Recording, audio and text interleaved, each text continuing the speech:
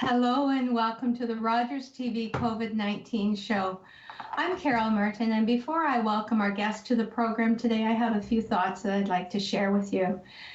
We are at a critical juncture in our ability to contain the spread of COVID-19 and to protect our residents. Our hospitals in Grey Bruce are admitting very sick COVID-19 patients to the ICU beds, and our healthcare system in Ontario is being stretched to its limits.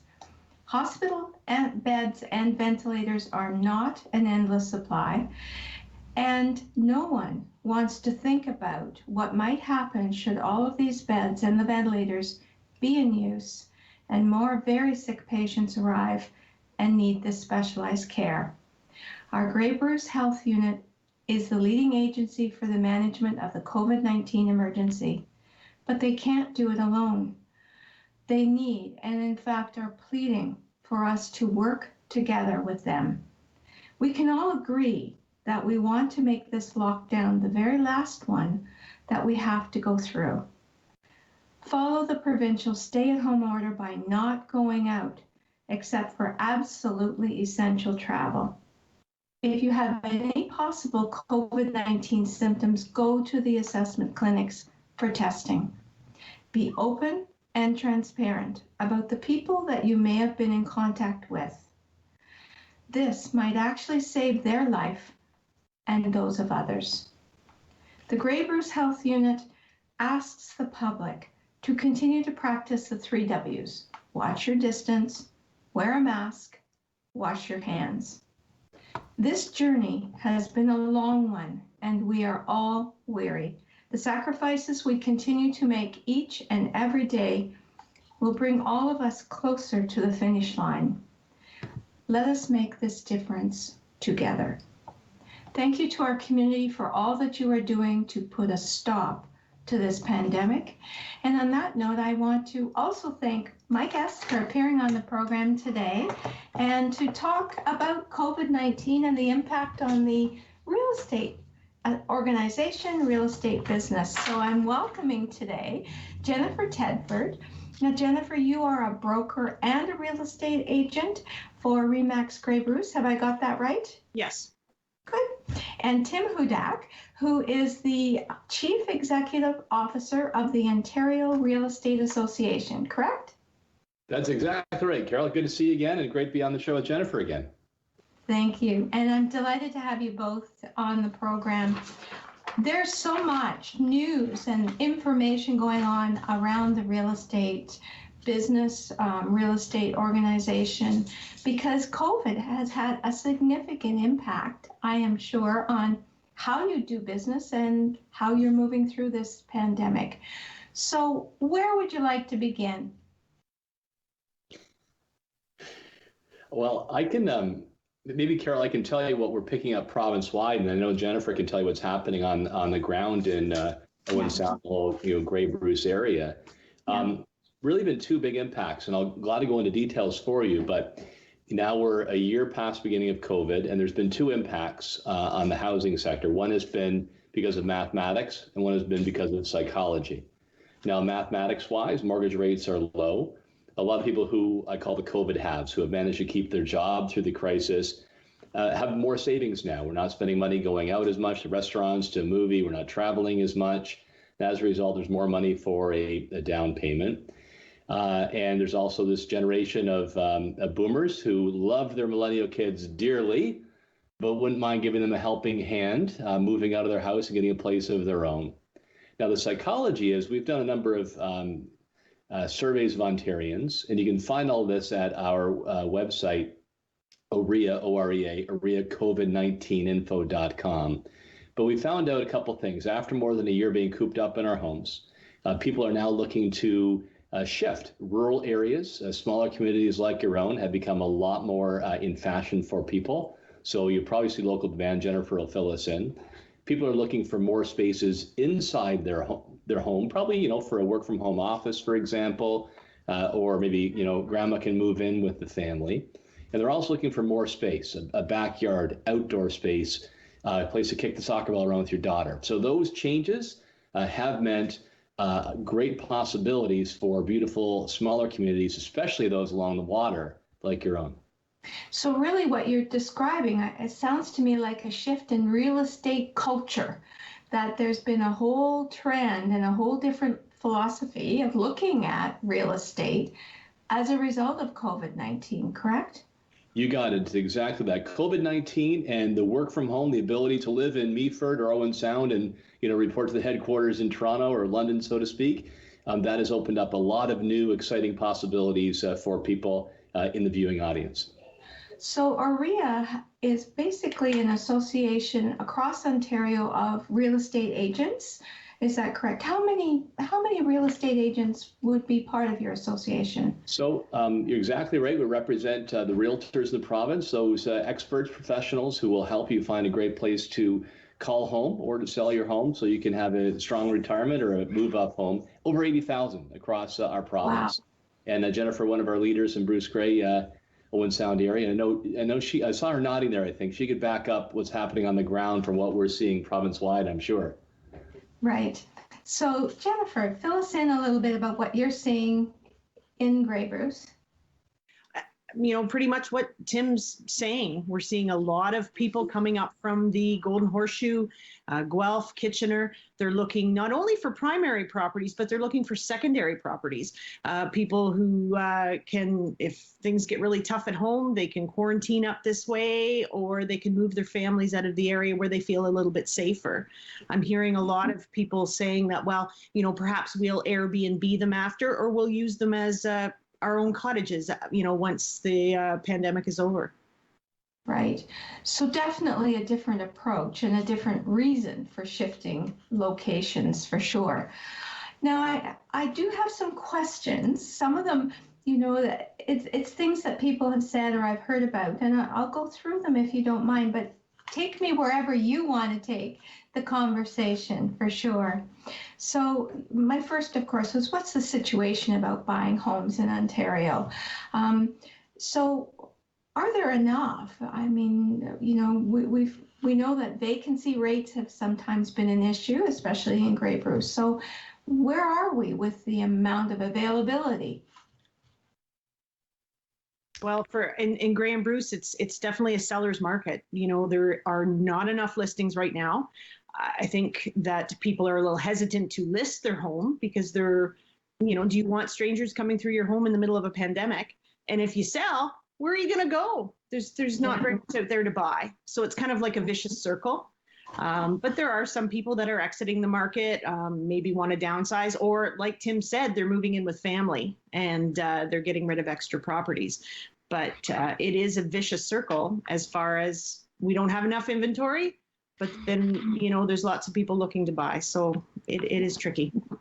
So Tim and I were chatting very, very briefly before the program about, viewing. How do you actually show a house? And it used to be traditionally you do a walkthrough and they get to peek in closets and all that good stuff. How do you do that in the middle of a pandemic now? Well, very carefully, as much virtually as possible.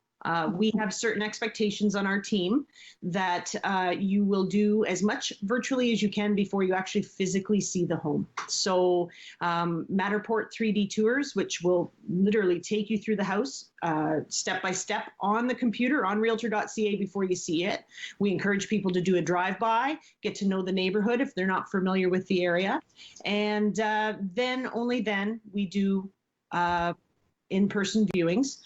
We make sure that we have a COVID questionnaire that people fill out. And then we encourage the home sellers to leave the lights on, and we just don't touch anything. If the doors are open and the lights are on, we just go in and we have a look, and always wear masks and hand sanitizer before we enter. So the provincial stay-at-home order, how does that sort of flow into what you've described as well for people, let's say, from further afield who really do want to drive up because they don't know our area that well? Well, Jennifer described it really well. And at AREA, we meet with government officials on a regular basis, almost a daily basis. In fact, your MVP, Minister Bill Walker, actually and I were chatting earlier today. So one of the things the government did, which was very wise, is they said that real estate was an essential service even during the pandemic, but it wasn't business as usual. So let me explain. We're an essential service because there could be somebody who already sold their home and they're halfway through a deal, and if they couldn't find another place, it could be homeless or lose their investment. So the government said, okay, do it, but do it safely. And we work with the government to put out guidelines, and Jennifer rhymed them all off, so that's perfect.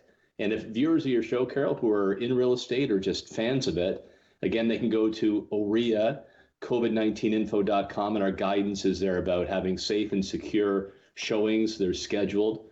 We did lobby and the government listened to shut down open houses. That was a risk in areas like we are in today with the stay-at-home order. And as Jennifer said too, we've encouraged our members and leaders like Jennifer are doing this. The more you can do electronically first, right? The days of driving around the county with your real estate agent and checking out 7 or 8 open houses, that's in the past. You do it online, and then you can nail it down to the 2 or 3 you're really serious about and arrange safe, scheduled openings with all the PPE and protections that Jennifer outlined. And that's really important for people to know. The options are there, but it's sort of done in a priority. If you can do it virtually, that's the first priority to be able to do it, and then wean away at that until it's absolutely essential for those who truly want to be able to view the home for sure. Normally, and correct me if I'm wrong, but normally springtime seems to be a busy time for real estate anyway. Is that true of a trending in a market? We've been busy all through. Things have not really slowed down a little bit at Christmas time, but things have been relatively steady all the way through because you have this bank of buyers that need homes and they're losing out. So when a new listing comes on, we go through all the protocols, we show them houses, and there's 6 or 7 offers generally on a listing. And then you've still got a bank of people that have lost out. So then we go back for the next go. So the spring market this year is not the same as other years, for sure. Usually you get a big glut of listings, March and April into May, but we're not seeing that this year. I must say, and this is an impression, as I take my dog for a walk around the neighborhood, I see the signs, and like 24 hours later, there's a sold sign, and that strikes me as different than other times. Are the houses moving much more quickly? Absolutely, they're moving much more quickly. As a listing realtor, there's a bit of a challenge because you want to make sure everybody gets the opportunity to physically see the home that can. Okay. And we have to be safe. So, you have to make sure that there's ample time for everybody to physically view the home. You don't want to overlap showings. You don't want people together all in one go. So generally, quite often, what we've had to do is we've hold offers. We set a offer presentation date, and if there are any offers at that time, then they're presented to the seller. That's generally the safest, most organized way to sell a home right now. Yeah. So what I'm also hearing is that it definitely is a seller's market, and often the homes are selling way above asking price. Am I accurate? We're not going to talk details of numbers, but am I accurate in saying that a home might be listed, but because it is a seller's market, the opportunity is there for people to actually sell at a higher rate? Oh, 100%. When you're dealing with multiple offers, you basically have one kick at the can, right? So you're going to go in with the best price that you're comfortable with. Unfortunately, and it's good for the sellers, it's not good for the other buyers when you have a great number of out-of-town buyers. What's a bargain up here isn't necessarily a bargain in Toronto. So, that the expectations are a little different. So when you have a lot of people coming from outside of market, they will traditionally bid a little higher than maybe what some of the locals are. And that's a bit of a challenge we're dealing with right now. No, there's no doubt. I mean, if you sell a pretty modest home in Toronto, that gets you a lot of land, a lot of acres, and a really nice place in Grey Bruce, right? TerraNet does some tracking, TerraNet, the land registry, about out-migration. And typically, and Jennifer can correct me if I'm wrong, but usually in areas that the greatest proportion of sales are locals that are moving within the area. The second is first-time home buyers. So that will be up. The millennials we used to think of as the kids, now they're having kids, they're getting married, they're getting promoted, and they're looking to have a place of their own. Yeah. And the third is people who move in from the outside. And Teranet has told us that I think year on year, compared to last March to this March, April, people from Toronto and the GTA is up like 37% by other areas across the province. So you have a lot of people. It's kind of like a tricky game of musical chairs. More and more people finding fewer and fewer homes. And as a result, prices are going up. We need to increase supply. Is that true, Jennifer? Is that kind of what you're seeing on the ground? Yeah, 100%. So that leads me to my next question about, is the dream of owning your own home for certain income levels now more just a dream? We're hearing people concerned. As people are moving and have the capital from the larger centers, there are people concerned about, well, gee, prices are going up. Am I ever going to have a home here?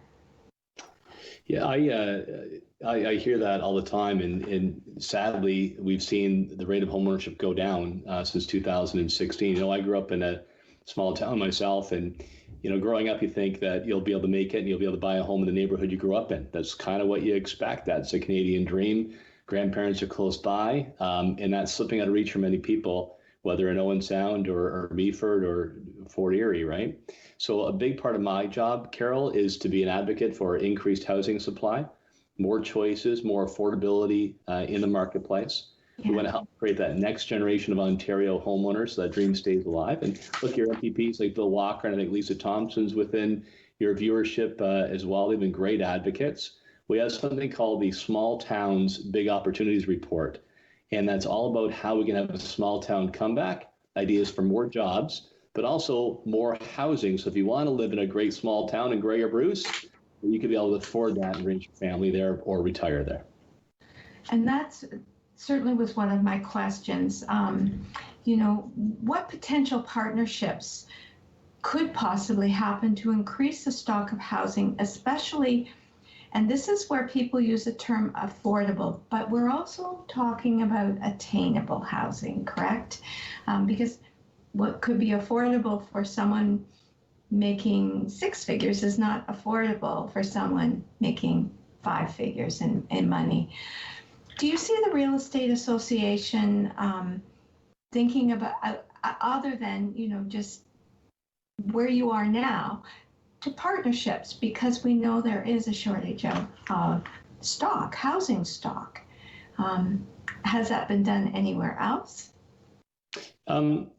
Yeah, so I'll tell you some background here. I mentioned the Small Towns Big Opportunities. So our realtors started doing research before COVID on how we could help small communities. So I think you know this, Carol, that we saw a lot of small communities that lost major manufacturers, jobs, and out-migration of youth, social decline. Like, it was actually shocking. 87% of the jobs in the past decade in our province, 87% went to Toronto or Ottawa. And most counties actually shrunk when it came to jobs. So we did a lot of research. We looked at best practices. We knew they'd work. In fact, Bill Walker was somebody we bounced the ideas off early to say, hey, what do you think about these things? We brought them forward to government. I'll give you a couple of those ideas in a second. But now, because of COVID and work from home, we're feeling even more optimistic that this is going to work. There's an increased demand and interest and the ability to live in a small town and work anywhere. So, speeding up the housing approval process, using government land where it's underutilized or government buildings, we think that footprint may shrink if they, do more work from home, converting that to housing.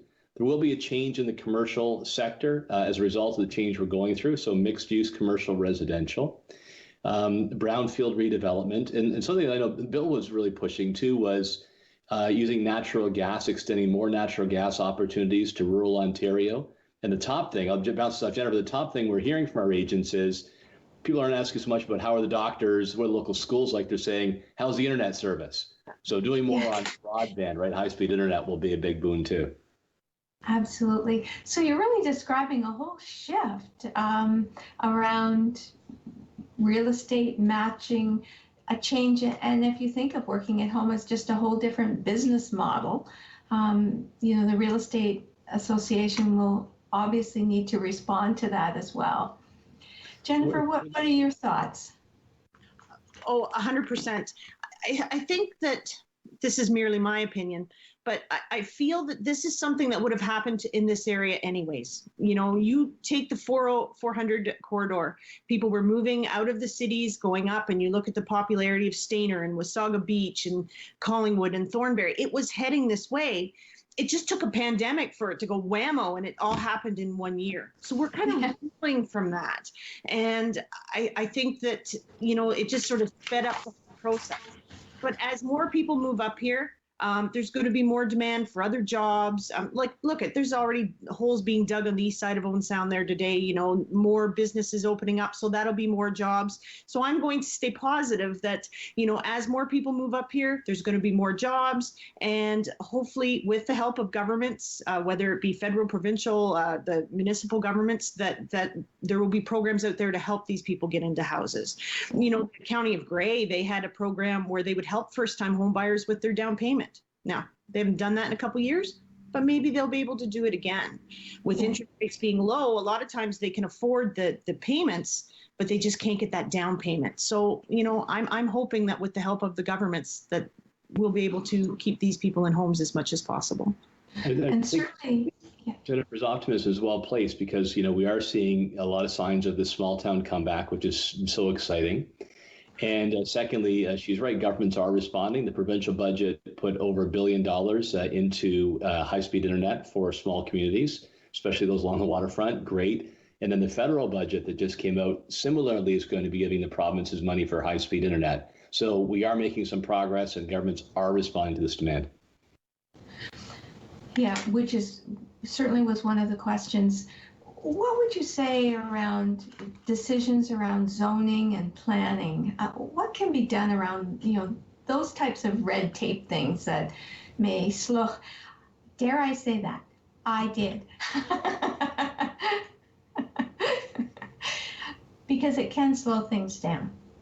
We in the past, we had plans in the province of Ontario that were kind of one size fits all straitjacket. It's almost like, government officials thought everything should look like downtown Toronto. We suggested, and we've seen a change under the current government to have, more local decision making to reflect the character of the community. We have suggested, as you know, in every budget, the government will have an infrastructure fund, whether that's for high-speed internet or water, sewer, roads, bridges, that the government should reward those communities that are bringing more homes into the market that are affordable for average families. So if they see Wyerton doing that, for example, well, then their project for the water sewer goes up the list. So there's a way to help small town communities adjust their official plans, bring in more housing targeted at first-time home buyers and move up buyers where the demand is greatest, so the need is the greatest. Are you seeing more interest in, and this isn't a term, but it's a concept, the greening of real estate, where people are looking for homes that are already either solar, have solar energy systems, green roofs, in communities where they work or together as sort of a collective or cooperative. Are you seeing any changes? We hear a lot about climate change and reducing our carbon footprint. Has that impacted the demand, the type of demand in housing? I haven't seen anything up here just yet. I don't know about you, Tim. There's a couple of things going on here. So people are looking to more space, larger homes, as Jennifer and I talked about, and more of a yard. So that might not be exactly environmentally friendly. But we do see some initiatives where governments are giving people support if they're going to reduce their carbon footprint by maybe upgrading their furnace, putting in some insulation. We've supported those types of programs. It helps the average family save quite a few bucks and is good for the environment at the same time. And similarly, like in your area, flood protection. I mean, that's a good area for government insurance companies and the Real Estate Association to work together to educate homeowners and also to prevent loss from flood. And there's a lot of barriers you can put up that are natural barriers to help reduce flood risk that's good for the environment too. Yeah. Do you anticipate this trend to stabilize over a period of time, or are we looking at this rural movement deurbanization movement to continue for a while? I'll give a shot at that, and then Jennifer, I'll have her perspective from her experience. While we've seen a big increase in areas like Owen Sound and demand, as Jennifer has walked us through, it doesn't mean that Toronto is going to turn into a ghost town either. So people who like cities, they like the hustle and bustle and being around a lot of people, will always like cities. I think what we're seeing now is those who would prefer to live in a smaller town or a rural area now have a greater capacity to do so. There may be some who said, maybe I'll retire a bit earlier and be able to work from home and make that move. So it's happening the margins and then some. But a 37% increase can have a huge impact on the market in Bruce Grey. But in Toronto, that's actually a drop in the bucket. Overall, urban to rural movement is only really about 6% of the entire market. It just has a big impact on a small town. You really feel it more than the big city. Yeah, and that's an important point, that the percentage may be low, but the impact can be significant. So what haven't we discussed as far as the changes that you really would like to profile in the last few minutes of the program?